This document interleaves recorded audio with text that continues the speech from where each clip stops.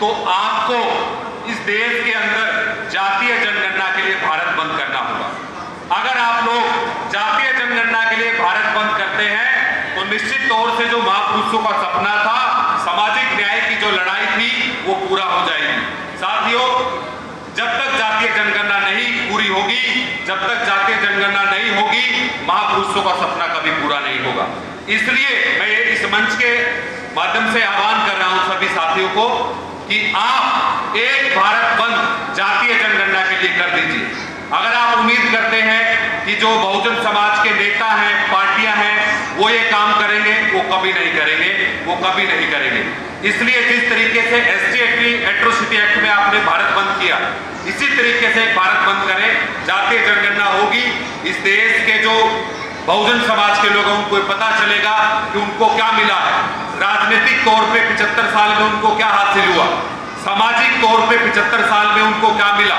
अभी world inequality report आया, सबसे दुनिया में अगर ज्यादा आर्थिक असमानता है तो भारत के अंदर है। जब जनगणना होगी तो हम सबको पता चलेगा हमको क्या मिला। जनगणना होगी तो हर हिस्से में हमारा अधिकार होगा। तो इस कार्यक्रम के माध्यम से मैं तो यही अपील करना चाहूंगा कि सभी बहुजन समाज के लोगों एक होके आप इस लड़ाई को लड़ें और ये भी ध्यान रखें कि जो नेता है बहुजन समाज के, वो कभी इसके लिए काम नहीं करेंगे। आपको खुद को लड़ना होगा। अगर आप ऐसा करेंगे तो आने वाली जो जनरेशन है बहुजन समाज की, उसको सम्मान मिलेगा, उसके अधिकार सुरक्षित होंगे और जो सपना महापुरुषों ने देखा है वो जरूर पूरा होगा। ये आज जो प्रोग्राम हो रहा है उसको लेकर क्या कहेंगे? मैं आपके चैनल के माध्यम से ये कहना चाहता हूँ कि जैसा ये कार्यक्रम मैं पिछले 2 घंटे से इस कार्यक्रम में रहा और देश भर से लोग यहाँ उपस्थित हुए हैं और संख्या की दृष्टि से भी और विचार के माध्यम से भी ये बहुत ही एक सफल कार्यक्रम रहा है। मैं पैगाम को बधाई देता हूँ जो कि ग्रास रूट लेवल पे जाके काम कर रहा है। मैं आपको कहना चाहता हूँ कि ज्योतिबा फूले से लेके साहूजी महाराज से लेके बाबा साहब अम्बेडकर से लेके मान्यवर कांसीराम साहब से लेके और वर्तमान तक ये बहुजन आंदोलन जो है बहुत अच्छे तरीके से ये चल रहा है। लेकिन क्या कारण है कि हम लोग जो है अपने अधिकारों की प्राप्ति नहीं कर पाए।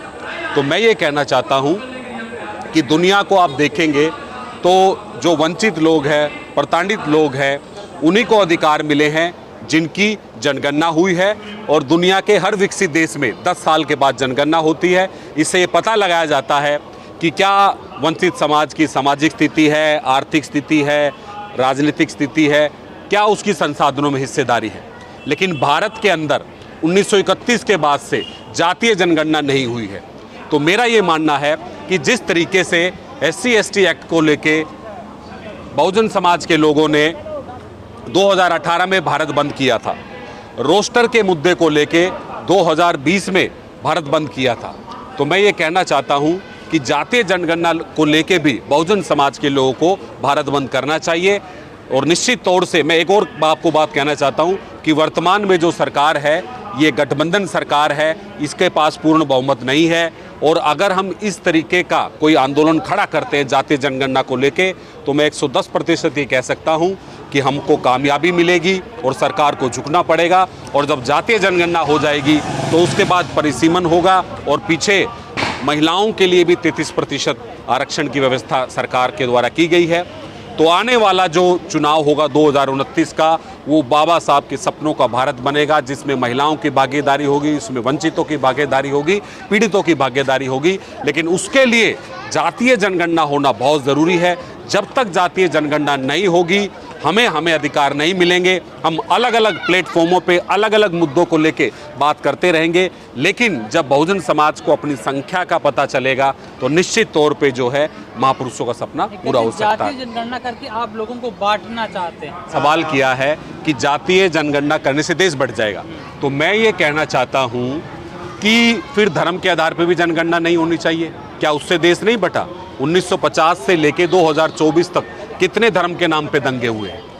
देश नहीं बटेगा अगर मानसिकता सही है, विचार सही है। और जनगणना का मकसद एक ही है कि भाई जो लोग हैं उनकी क्या भागीदारी हुई है, उनको अधिकार मिलना चाहिए, उससे देश नहीं बटेगा। और योगी जी कह रहे हैं बटोगे तो कटोगे।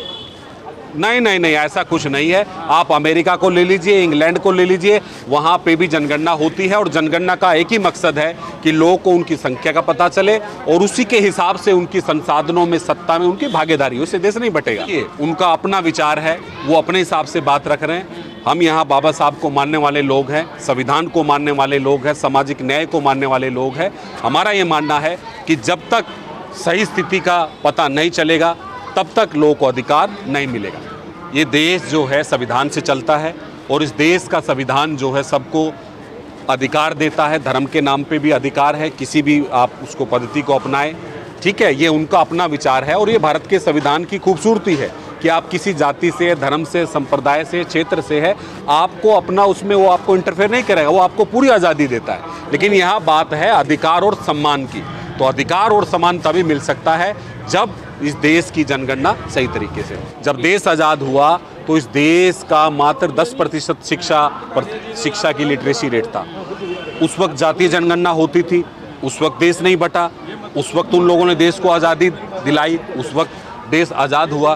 तो ये एक मिथ है कि देश बट जाएगा, इससे ऐसा कुछ फर्क नहीं पड़ता। आपके चैनल के माध्यम से संदेश देना चाहता हूँ कि हमें बाबा साहब अम्बेडकर के विचारों को अपनाना होगा और बाबा साहब अम्बेडकर के विचारों पे चल के ही ये भारत जो है महान राष्ट्र बन सकता है और कोई दूसरा तरीका नहीं है। दूसरा विचार आप अपनाओगे तो कहीं धर्म के नाम पे टकराव होगा, कहीं भाषा के नाम पे टकराव होगा, कहीं किसी नाम पे। संविधान के रास्ते पे चल के ही ये दुनिया का सबसे गौरवपूर्ण लोकतंत्र बनेगा, ये दुनिया का सबसे बड़ा लोकतंत्र। और आप एक चीज़ देख सकते हैं, जो राष्ट्र धर्म के नाम पे चले थे, क्या आज हालात है पाकिस्तान के, क्या हालात है अफगानिस्तान के, क्या हालात श्रीलंका के हैं। इसलिए ये दुनिया आज बदल रही है और बदलती दुनिया में सबको अधिकार मिलने चाहिए। सबसे बड़ा धर्म यही है।